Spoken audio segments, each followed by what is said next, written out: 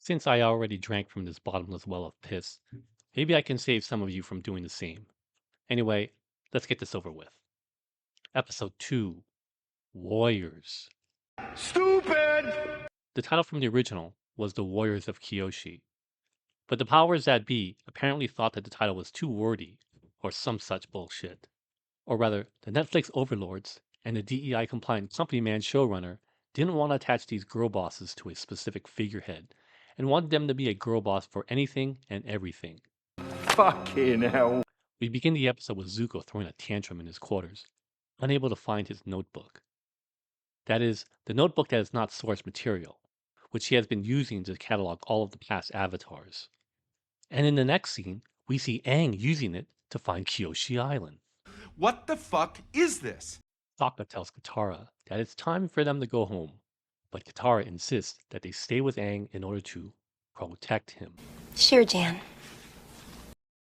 Just for a moment, let's take a step back and look at the big picture. Aang's not just an airbender, but a master airbender. Katara is a novice waterbender, and Sokka is a whiny bitch.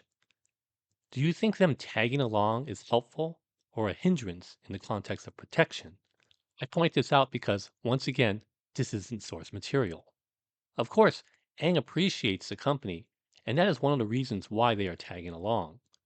The other reason is because Aang is going to the Northern Water Tribe to learn waterbending, which Katara wants to learn as well. And that is a legitimate as well as a plausible reason for them to go with Aang. It makes perfect sense in the source material.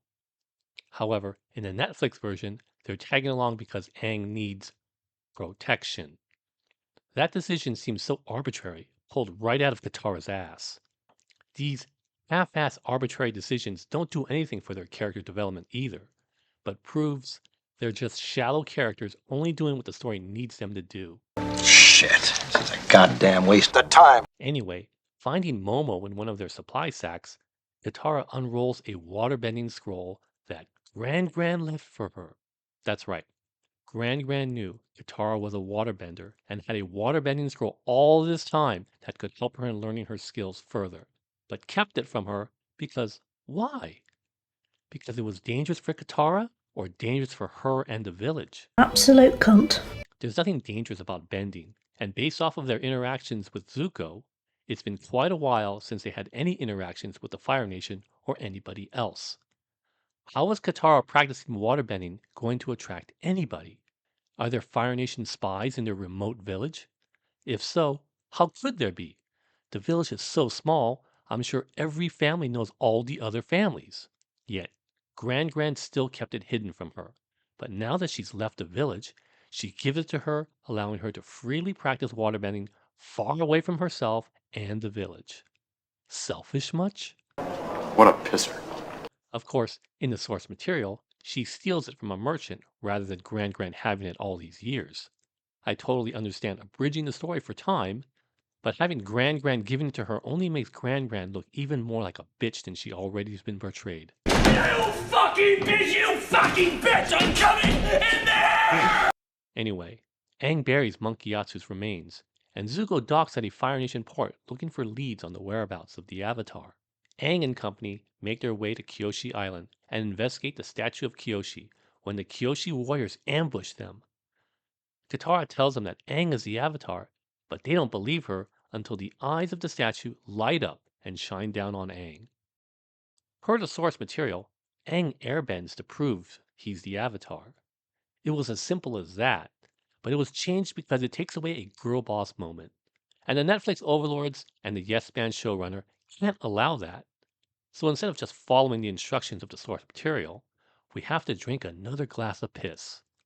I don't know why I have to drink it. It's piss. It's yellow. Of course, the Kyoshi warriors take him to meet the island elder, and the big cheese is gender swapped from the source material and is now Suki's mother. But then again, what else is new? God damn it! Paranoid and inconsiderate, unlike her source material counterpart. I don't like your jerk-off name. I don't like your jerk-off face. I don't like your jerk-off behavior. And I don't like you. Jerk-off. Suki has to ask her mother for a favor to allow them to stay, which she then grants him a 48-hour pass. We know, and they know, Aang is the fucking Avatar. The statue of Kyoshi proved it, and her daughter can vouch for it personally. The island and all of its inhabitants worship Kyoshi, and if they believe in the reincarnation of the Avatar, then Aang is also Kyoshi. And yet, she still says only 2 days, then get the fuck off my island. Keep your ugly fucking gold bricking ass out of my beach community. If this show wants to make a girl boss synonymous with being a bitch, they're doing a fantastic job at it. You little fucking cunt. Back at the Fire Nation port, Zuko looks for information as to the whereabouts of the Avatar discreetly, which perks the interest of Commander Zhao. Now wipe yourself off. You're bleeding. Zhao seems receptive and cooperative, but he's only an overly ambitious officer in charge of patrolling the ass end of the world. Instead of helping Zuko, he alerts all commands to report anything out of the ordinary to him. Back on Kyoshi Island, we get more piss-drinking interaction with Suki and Sokka, and more bland and boring exposition between Aang and Katara. Suki's mom reiterates her paranoia, and Suki and Sokka make us drink more piss. That's piss all the way down to the bottom. Ah. This show is rated TV-14, and the original was rated Y7. It is truly telling of how absolutely shitty the writing is from this show when the original written for 7-year-olds was much more mature and nuanced than this shit. Where did you learn your trade, you stupid fucking cunt, you idiot? In the statue of Kyoshi, there's an entire chamber devoted to Avatar Kyoshi. We get a brief flashback of Aang's airbending training when he accidentally pushes some other students off a cliff and he states he's a pacifist. First of all, what the hell is a teacher training airbending right next to an open cliff? Let's hope the teacher got fired for endangering students, but probably not. Stupid! Nevertheless, Katara gives some more armchair psychology and says the answers aren't here, but they're inside you. No shit. The next morning on the Fire Nation port, Zuko notices that Zhao's ship is gone. It just so happens that some Fire Nation peasant tells them that he left because one of his contacts had an Appa sighting near Kyoshi Island. Now, why would a peasant know all of the details of Commander Zhao's comings and goings? And also, why would he offer it to Zuko and Iroh voluntarily and just for the hell of it? How convenient. Back on Kyoshi Island, Suki trains Sokka, but because Sokka's machismo has been taken away from his character, there is no moment of humility for him, and that important moment of character development is now non-existent. What else is new? During this time, Aang meditates into the Avatar state, and Commander Zhao makes landfall. Zhao speaks to Suki's mother, looking for the Avatar, but she says he isn't here. He insists to investigate on his own, and she allows it until one of the Fire Nation soldiers passes by her. Now, how much do you think Suki's mother weighs? No more than 120 pounds, give or take. How much does a Fire Nation soldier weigh in full armor?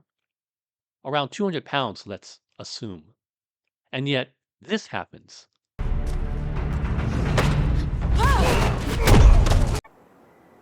What the hell was that? That's right. She tosses him 20 feet one-handed. Sure, Jan. I know this is a kid's fantasy show, but even this show has its limits. She isn't a bender of any kind, and there aren't any super strong soldiers of any kind either. Yet, she just tossed a soldier across the screen like a fucking rag doll. Get the fuck out of here. Aang, stuck in the Avatar state, is spotted by Zuko. But inside, he's lectured by the mean and bitchy Avatar Kyoshi. And yes, the acting is piss-drinking atrocious.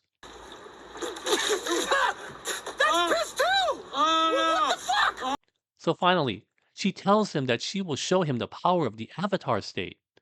In a nutshell, Avatar Kyoshi, not Aang, saves the island and repels the Fire Nation.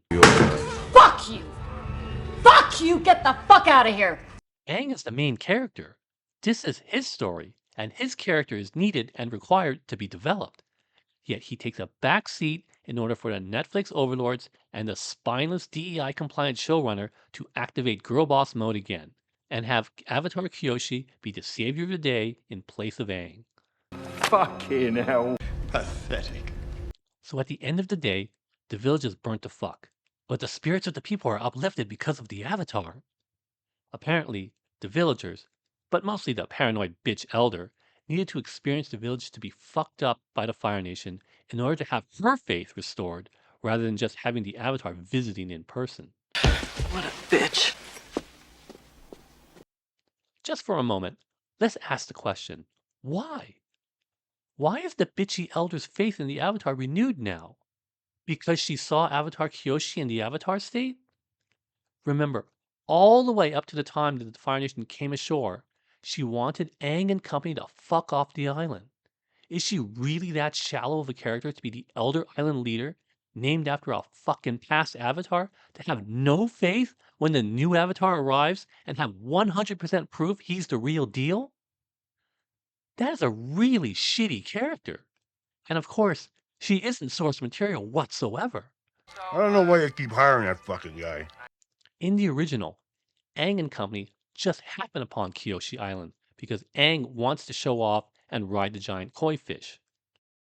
Although Aang saves the day in the end, he realizes that the destruction that the Fire Nation causes is due to his presence, thus he learns a hard lesson due to his immaturity.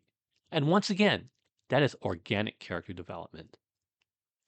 Now at this point, I'm hoping you're asking the question, if it was done right in the first place, why did they change it? Well, let's look at the change. They gender swapped the island elder, and they showed Kyoshi rather than Aang when he was in the Avatar state. Those are both woke DEI agenda compliant choices. Choices that made the story and character worse rather than better. Now, were these choices done on purpose? Or was it just a coincidence that those creative choices made the story and the characters worse? With Netflix and their track record of DEI agenda compliant shows and a DEI compliant company man showrunner, what do you think? Being that we have the original to directly compare this to, it is plain to see that the woke DEI agenda will always be prioritized over story and character.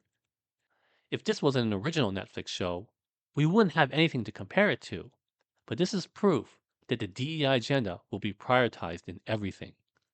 Anyway, as they leave, Aang tells Katara that they need to go to the Northern Water Tribe because something bad is going to happen and only he can stop it.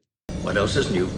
Once again, telling rather than showing, which means we're forced to drink another glass of piss to end episode 2.